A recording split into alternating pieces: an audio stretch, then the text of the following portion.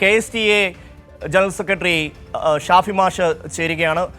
ശ്രീ ഷാഫി, ഈ ഇന്നലെ ഇറങ്ങിയ ആ കേറ്ററ്റുമായി ബന്ധപ്പെട്ട ഉത്തരവ്, അതിൽ ഈ പറയുന്ന ഉയർന്ന യോഗ്യതയുള്ള, ഉയർന്ന വിദ്യാഭ്യാസ യോഗ്യതയും ഈ പറഞ്ഞ സെറ്റ് അടക്കമുള്ള യോഗ്യതയും ഉള്ളവർക്കൊന്നും ഇനി പിന്നെ ഈ കേറ്ററ്റ് എഴുതിയെടുക്കാതെ ജോലി ചെയ്യാൻ കഴിയില്ല എന്നൊരു ഉത്തരവ് വരികയാണ്. ഒരുപക്ഷെ നമുക്ക് മനസ്സിലാകുന്നത് ബീഹാർ, UP പോലെയുള്ള പല സംസ്ഥാനങ്ങളിലും അധ്യാപകരായി ജോലി ചെയ്യുന്ന പലർക്കും മിനിമം ക്വാളിഫിക്കേഷൻസ് ഇല്ലാത്ത ഒരു സാഹചര്യത്തിലാണ് സുപ്രീം കോടതി ഈ ഒരു ഉത്തരവ് പുറപ്പെടുവിച്ചത് എന്ന് വേണം മനസ്സിലാക്കാൻ. കേരളം പോലെ ഒരു സംസ്ഥാനത്ത് ആ ഉത്തരവിന് കാര്യമായ ഒരു പ്രസക്തി ഉണ്ട് എന്ന് കരുതാൻ കഴിയുമോ? ഇതിപ്പോൾ 10, 15, 20 വർഷം ജോലിയെടുത്ത അധ്യാപകർ വീണ്ടും കേറ്ററ്റ് എഴുതിയെടുക്കണം എന്ന് ആവശ്യപ്പെടുന്നത് ശരിയാണോ? അവർ ജോലിയിൽ കയറുമ്പോൾ ഉണ്ടായിരുന്ന യോഗ്യതയിൽ പിന്നീട് 20 വർഷം കഴിയുമ്പോൾ മാറ്റം വരുത്തുന്നത് ശരിയായ ഒരു സമീപനമാണോ ശ്രീ ഷാഫി? തീർച്ചയായും ഒരു നിശ്ചിത യോഗ്യത ആവശ്യപ്പെട്ട കാലത്ത് ആ യോഗ്യത നേടിക്കൊണ്ട് ജോലിയിൽ പ്രവേശിച്ചവരോട് പിന്നീട് വരുന്ന നിയമമാറ്റത്തിന്റെ അടിസ്ഥാനത്തിൽ യോഗ്യത നേടണമെന്ന് പറയുന്നത് തൊഴിലാളി വിരുദ്ധമാണ്, മനുഷ്യത്വ വിരുദ്ധമാണ്. എന്നാൽ ഇതിന് അടിസ്ഥാനപരമായ കാര്യങ്ങൾ എന്താണ് എന്നതുകൂടെ ഈ ഉത്തരവിനെ ഒറ്റപ്പെടുത്തിയല്ല ചർച്ച ചെയ്യേണ്ടത്. സെപ്റ്റംബർ 1 വന്ന കോടതി ഉത്തരവിൽ തന്നെ വ്യക്തമാക്കുന്നത് ഇത്തരം അധ്യാപകർ കേറ്ററ്റ് എന്നല്ല, യോഗ്യതാ പരീക്ഷ ഇന്ത്യയിൽ ഒട്ടാകെ വിവിധ പേരുകളിൽ എല്ലാ സംസ്ഥാനങ്ങളിലുമുണ്ട്. അത് വന്നത് 2009 വിദ്യാഭ്യാസ അവകാശ നിയമത്തിന്റെ അടിസ്ഥാനത്തിലാണ്.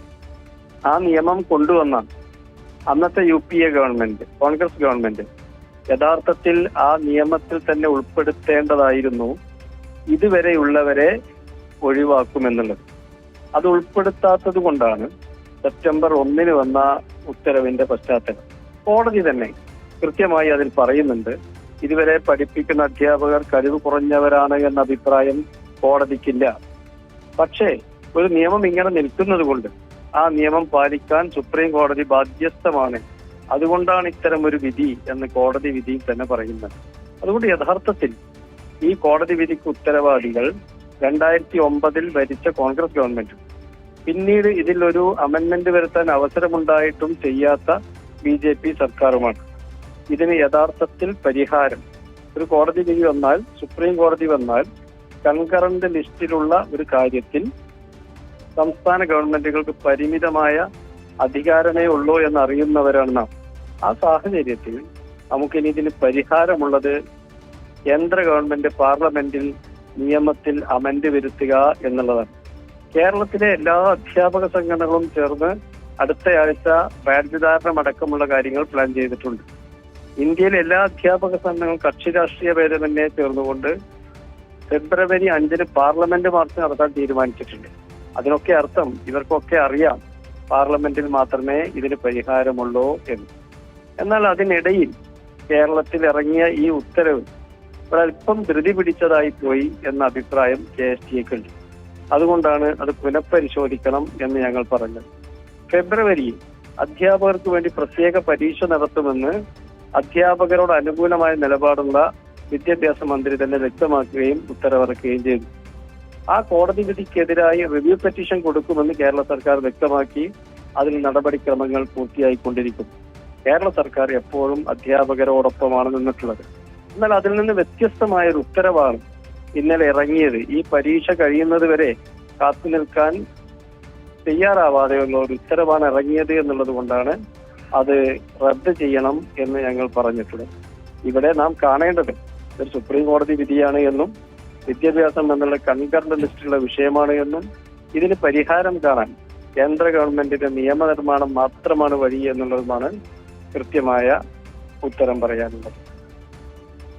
ശ്രീ ഷാഫി, ഇതിൽ ഈ ഉയർന്ന യോഗ്യത, അതായത് ഈ കേറ്ററ്റിനേക്കാൾ ഉയർന്ന യോഗ്യത സെറ്റ് ആയാലും പിന്നെ MPhil, PhD അടക്കമുള്ള യോഗ്യത ഉള്ളവർ ഈ കേറ്ററ്റ് ഇനിയും എഴുതിയെടുക്കണം എന്ന് പറയുന്നതിൽ അതിലൊരു അന്യായമായ ഭാഗമില്ലേ? കാരണം ഇത്രയും വർഷം കഴിഞ്ഞിട്ട് വീണ്ടും ഈ കേറ്ററ്റ്, കാരണം ഇതിനേക്കാൾ സംസ്ഥാന അടിസ്ഥാനത്തിലുള്ള കോഴ്സുകൾ സെറ്റ് അടക്കം പാസ്സായവരാണ്, ഈ പറയുന്ന കോഴ്സുകൾ പാസ്സായവരാണ് ഈ ജോലിയിൽ നിൽക്കുന്ന വലിയൊരു ശതമാനം, അല്ലാത്തവരും ഉണ്ട്.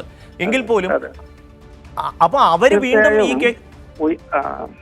ഉയർന്ന യോഗ്യതകൾ നേടിയവർ ഇതിൽ നിന്ന് ഒഴിവാകണമെന്നുള്ളതിൽ അന്യായമല്ലേ ചോദിച്ചാൽ അന്യായം തന്നെയാണ്. പക്ഷേ കോടതി വിധിയിൽ അത് ആ തരത്തിൽ വന്നിട്ടില്ല. ഇപ്പോൾ ഞാൻ മനസ്സിലാക്കുന്നത് സംസ്ഥാന ഗവൺമെന്റ് കൊടുക്കുന്ന റിവ്യൂ പെറ്റീഷനിൽ അതുകൂടെ സൂചിപ്പിച്ചുകൊണ്ടാണ് റിവ്യൂ പെറ്റീഷൻ കൊടുക്കാൻ തീരുമാനിച്ചിട്ടുള്ളത് എന്നാണ് ഞാൻ മനസ്സിലാക്കിയിട്ടുള്ളത്. ഇവിടെ സംസ്ഥാന ഗവൺമെന്റിന് ഫെഡറൽ സിസ്റ്റത്തിലുള്ള പരിമിതിയാണ് നിലനിൽക്കുന്നത്. തീർച്ചയായും. പക്ഷേ ഈ നേരത്തെ അങ്ങ് സൂചിപ്പിച്ചതുപോലെ എല്ലാ അധ്യാപക സംഘടനകളും ഒരുമിച്ച് ചേർന്ന് ഇക്കാര്യത്തിൽ ഒരു നിലപാട് സ്വീകരിക്കേണ്ടി വരുന്നു എന്ന് പറഞ്ഞാൽ അധ്യാപക മേഖലയിൽ വലിയ പ്രതിഷേധം ഈ ഒരു ഉത്തരവിനെതിരായി ഉയർന്നു വന്നു എന്നുകൂടി അതിനർത്ഥമില്ലേ? ദേശീയ തലത്തിൽ ലക്ഷക്കണക്കിന് ആളുകളാണ് ഇതിന്റെ ഭാഗമായി സഹിക്കപ്പെടാൻ പോകുന്നത്. അതുകൊണ്ട് എല്ലാ സംഘടനകളും, ഞങ്ങൾക്കൊക്കെ ദേശീയ സംഘടനകളുണ്ട്. കേരളത്തിൽ ഏകദേശം 30-ലധികം അധ്യാപക സംഘടനകളുണ്ട്. ദേശീയ സംഘടനകൾ ബന്ധമുള്ളവരുണ്ട്, ഇല്ലാത്തവരുണ്ട്. ദേശീയ തലത്തിലുള്ള 8 സംഘടനകളുടെ കൂട്ടായ്മയാണ് ഇതിനെതിരായി പോരാടാൻ തീരുമാനിച്ചിട്ടുള്ളത്. അത് വലിയൊരു പാർലമെന്റ് മാർച്ചായിരിക്കും. ഫെബ്രുവരി 5 പാർലമെന്റ് മാർച്ചാണ് നടത്താൻ തീരുമാനിച്ചത്. പാർലമെന്റിലാണ് ഇതിന് പരിഹാരം ഉണ്ടാക്കാൻ കഴിഞ്ഞത്.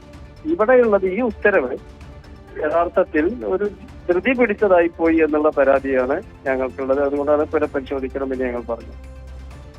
നന്ദി ശ്രീ ടി കെ ഷാഫി പ്രതികരിച്ചത്.